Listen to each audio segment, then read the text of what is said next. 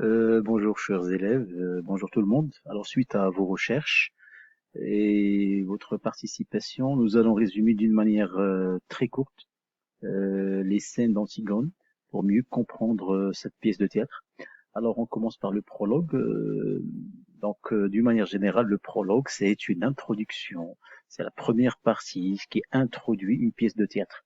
Sauf que le dramaturge ou l'auteur a créé un personnage qui porte ce nom-là et c'est lui qui se charge, c'est lui qui présente les personnages. Alors son rôle, qu'est-ce qu'on trouve dans cette première partie? On trouve la présentation des personnages, il donne des informations sur leur passé, il donne aussi sur leur avenir, par exemple Antigone va mourir, son fiancé Aimon va se suicider, la reine aussi va se suicider, donc voilà, il parle du destin. Alors déjà à partir de ce prologue, on peut comprendre facilement parmi les caractéristiques d'une pièce de théâtre qui fait partie de la tragédie moderne, on va comprendre le côté tragique, où il y a la mort, où il y a le destin, où il n'y a aucune solution en face de la mort et que personne ne peut convaincre Antigone de ne pas enterrer son frère. Donc nous avons le destin tragique, nous avons aussi l'anachronisme. Alors l'anachronisme, c'est le fait d'utiliser quelque chose soit avant, soit après son temps. Alors ici, on trouve parmi les exemples d'anachronisme, on trouve que les gardes jouent aux cartes, c'est le fait de jouer aux cartes. La reine, la femme de Créon, elle tricote, c'est le fait de tricoter. Alors normalement, jouer aux cartes et tricoter, c'est quelque chose qui ne doit pas exister, ni en tragédie classique, ni en tragédie antique. Ça n'existait pas dans un passé lointain. Donc c'est quelque chose qui est normalement moderne. Pourquoi l'auteur ou le dramaturge a fait cet anachronisme? Tout simplement pour rapprocher la pièce de théâtre de la réalité, pour rendre la pièce de théâtre plus moderne. Alors on passe par la scène qui vient après.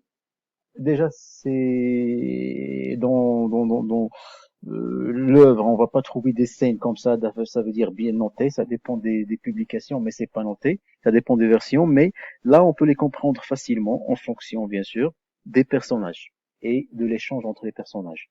Nous trouvons d'abord Antigone et la nourrice, et c'est là que l'intrigue se lance. Alors on trouve la sortie secrète d'Antigone la nuit. Bien sûr, la nourrice traite Antigone comme un bébé, comme un petit enfant, donc il vient vérifier s'il dort ou pas.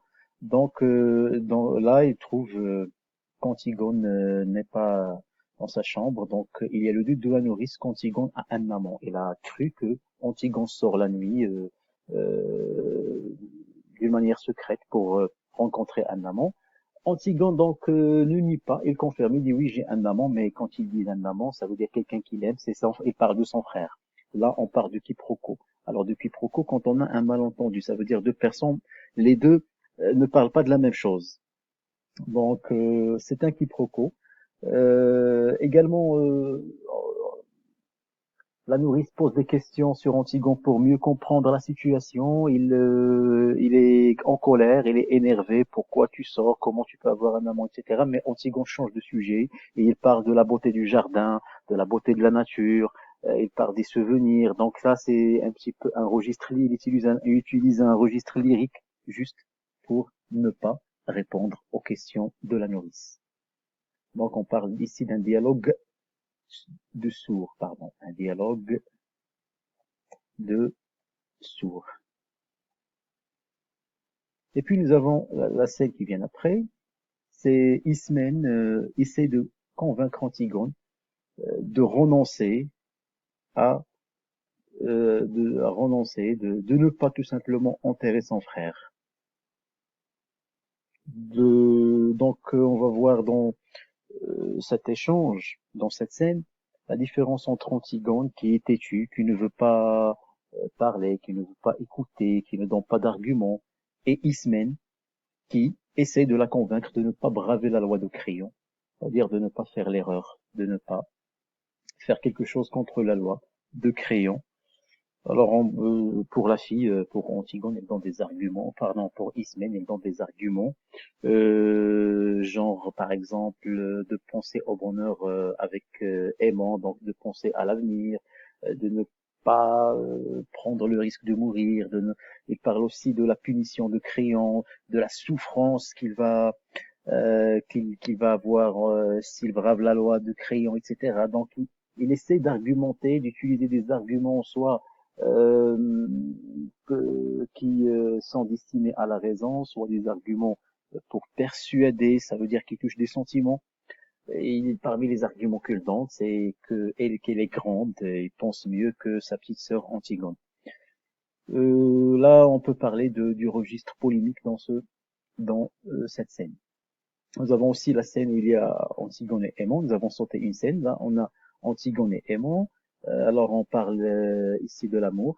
Antigone demande à Aimon de la pardonner. Et il parle aussi de l'annulation du mariage.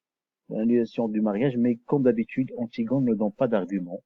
Il parle comme ça parce qu'il sait qu'elle va mourir, mais il ne donne pas vraiment des détails. Donc Aimon ne sait pas vraiment ce qui va se passer, il comprend rien. La scène qui vient après, c'est Ismène essaye à nouveau de convaincre Antigone, mais la nuit, il n'arrive pas à dormir, donc il essaie encore une fois à convaincre sa petite sœur, mais Antigone dit qu'il est trop tard et qu'elle a déjà commencé l'enterrement parce que il a d'abord la première fois, il a juste essayé avec une pelle. Alors, d'enfant. La scène qui vient après, la scène 6, on va l'appeler scène 6, donc nous avons le garde qui vient informer Crayon que quelqu'un a essayé, a tenté d'enterrer le cadavre de Polynice avec une pelle d'enfant. On peut parler également ici de anachronisme parce que à l'époque, ça fait des siècles et des siècles, il n'y avait pas peut-être ce genre de pelle d'enfant. Donc on peut parler également d'anachronisme. Regardez que Antigone est présenté parmi les caractéristiques d'Antigone, c'est le côté enfantin. Elle a une pelle d'enfant, donc c'est le côté enfantin qui est présent.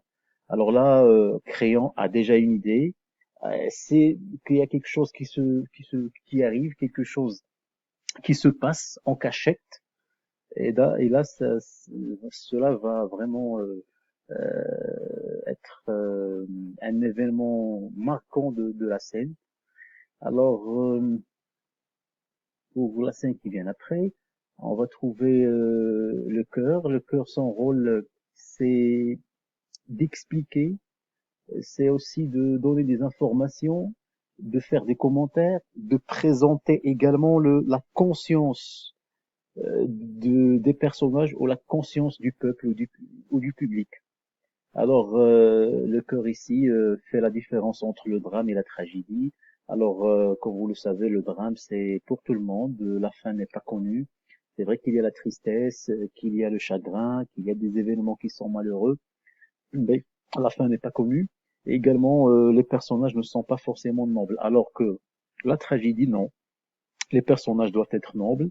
On trouve des princes et des princesses, et des rois, etc. Et il y a aussi la fin qui est tragique. Donc, on sait qu'il n'y a pas d'espoir, qu'il y a souvent la mort. C'est une fin tragique, sans solution, sans espoir, sans issue. Alors, la scène qui vient après, on trouve la scène numéro 8.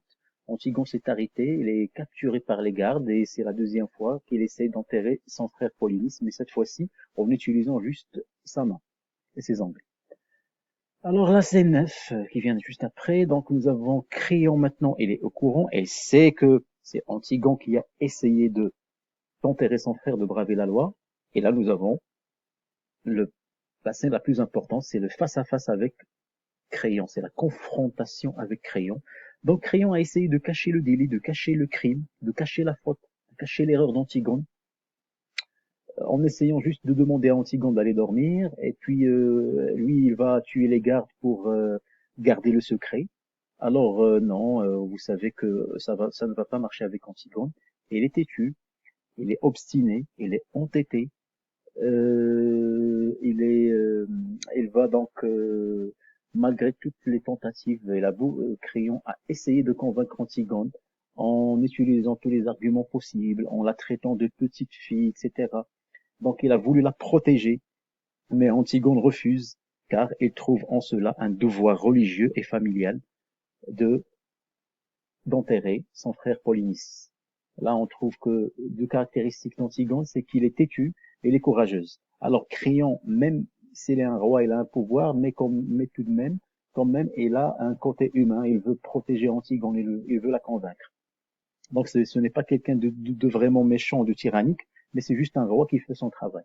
Alors, c'est numéro 10, Ismène a changé d'avis, de décision, et il veut maintenant aider Antigone. Tout simplement, c'est pas parce qu'il est courageux, mais juste il a peur d'être seul après la mort d'Antigone, donc il préfère peut-être mourir avec Antigone pour ne pas rester seul. Mais c'est déjà trop tard. Antigone est capturée. Alors le scène 11, nous avons le chœur qui plaide pour Antigone, qui défend Antigone. Cette scène est importante aussi, parce que Créon décide maintenant, c'est décidé, il va la condamner à mort, il va la tuer, mais le chœur plaide pour Antigone. Vous connaissez le plaidoyer, nous l'avons déjà vu dans le dernier jour d'un condamné. Alors le chœur plaide, défend, joue le rôle d'avocat pour Antigone, pour la défendre, et essaie de présenter des solutions à Créon, de ne pas tuer Antigone en disant par exemple, oui, il peut dire qu'il est folle. Aimon essaie de convaincre son père en utilisant des arguments genre vous êtes le roi, vous avez le pouvoir, donc vous pouvez pardonner Antigone, ou tout simplement il utilise des arguments qui touchent le cœur, c'est-à-dire la persuasion, il essaie de persuader en disant oui, je suis ton fils, etc. Donc il utilise deux types d'arguments, des arguments pour convaincre, des arguments qui touchent la logique et des arguments pour persuader qui touchent le cœur. Nous avons donc les deux verbes, les deux stratégies, persuader et convaincre. Pour la scène numéro 12, nous avons le garde qui montre à Antigone comment il va être exécuté. Alors, c'est pas la guillotine comme le dernier jour d'un condamné, mais ils vont la murer. Donc, ils vont le mettre dans un trou pour ne pas souiller la ville de son sang. Ça veut dire que si on la tue, son sang va rendre la ville moins propre. Donc, pour garder la ville propre, il faut mettre Antigone dans un trou et l'enfermer avec un mur. Donc, à ce niveau-là, Antigone va laisser un message à Aimon. La scène 13, on trouve que le messager vient parler de la mort d'Antigone. Il va nous montrer qu'il s'est pendu avec sa ceinture, ça veut dire qu'il s'est suicidé avec les fils de sa ceinture, et que Aimon s'est poignardé. Alors Aimon s'est tué par amour à Antigone. Elle a voulu mettre fin à sa vie parce qu'il aime Antigone. Antigone s'est suicidé l'avait mis dans le trou, et son fiancé Aimon ne va pas supporter cela, donc il va se poignarder. Donc c'est une scène tragique, tellement tragique. C'est pour cela, le messager vient la raconter. On va pas la mettre en scène. Il va pas être joué. Pourquoi? Pour respecter les règles de la bienséance. Nous avons ici la bienséance. Pardon, c'est la bienséance. Alors pourquoi on parle de la bienséance? C'est quoi la bienséance? C'est tout simplement le fait de respecter le public. Nous avons un public qui est noble, c'est une tragédie, donc il faut respecter, il faut pas choquer le public avec la mort, avec le sang. Donc on va juste raconter au lieu de jouer la scène de la mort. Nous avons ici la scène qui vient après, c'est la mort d'Eurydice, la femme du roi, qui s'est tranché la gorge, donc il s'est suicidé aussi. Et après, nous avons la scène 15 où il y a Créon le roi qui assume sa responsabilité, qui va gouverner malgré le malheur. Il parle avec son page. Ça veut dire c'est comme un valet. C'est quelqu'un qui l'aide, un petit garçon qui aide le roi. Alors il lui parle, c'est comme s'il n'est pas choqué, c'est comme s'il accepte les choses, même si sa famille meurt maintenant, vient de mourir, mais lui donc il dit que malgré tout, il doit faire son travail. C'est quelqu'un qui aime son travail, donc il applique juste la loi. Alors, et vers la fin, ce sont le chœur qui va faire un résumé de la situation, et cela va finir avec les gardes qui jouent aux cartes comme au début. Donc les gardes sont indifférents, ils ont